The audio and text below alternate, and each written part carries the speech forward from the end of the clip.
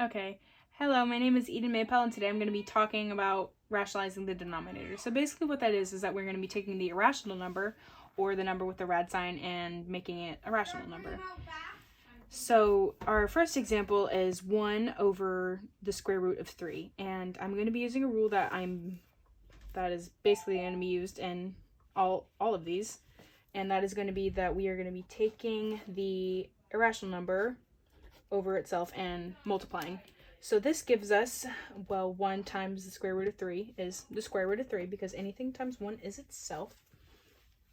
And then we have the square root of 3 times the square root of 3. So the way that I like to do this is that I like putting these both in here and saying, well, what's 3 times 3? 9. And we know that the square root of 3 is 3. So the square root of 3 times the square root of 3 is 3. So our final thing is the square root of 3 over 3. See, we no longer have an irrational number in the denominator. So on to our next example, we have 5 over the square root of 17. As we did before, we take the irrational number over itself and multiply. So this gives us, whoops, let's count how many times I can break my pencil today.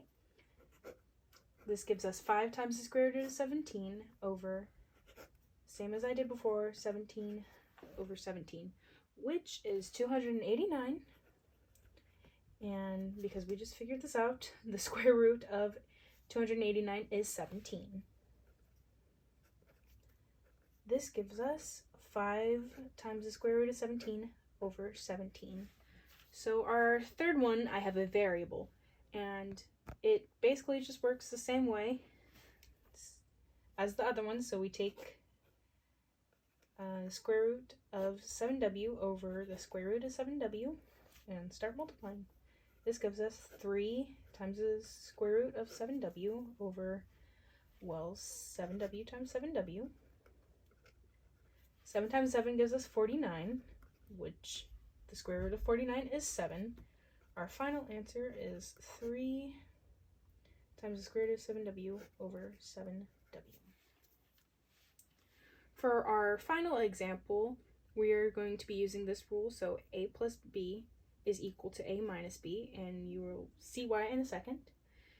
So for this, you can't just multiply the irrational number times this, because if you do that, and once you do it all out, you will find that you still have an irrational number in the denominator.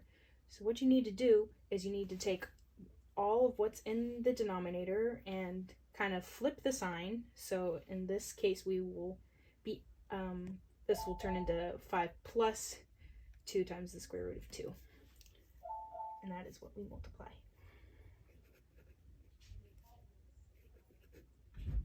Over 5 plus, oops. So 7 times 5 equals 35. 7 times 2 equals 14 times the square root of 2 over, so here, this gives us basically 5 squared minus 2 times the square root of 2 squared. So basically what that is 25, because 5 times 5 is 25, minus, well, 2 times 2, well, 2 squared is 4, and then 2 squared in here is also 4, so we get 2 times, well, we know that this gets turned into, here, I think it'd be more helpful if I wrote it out. The square root of 4, I don't know what I'm trying to do.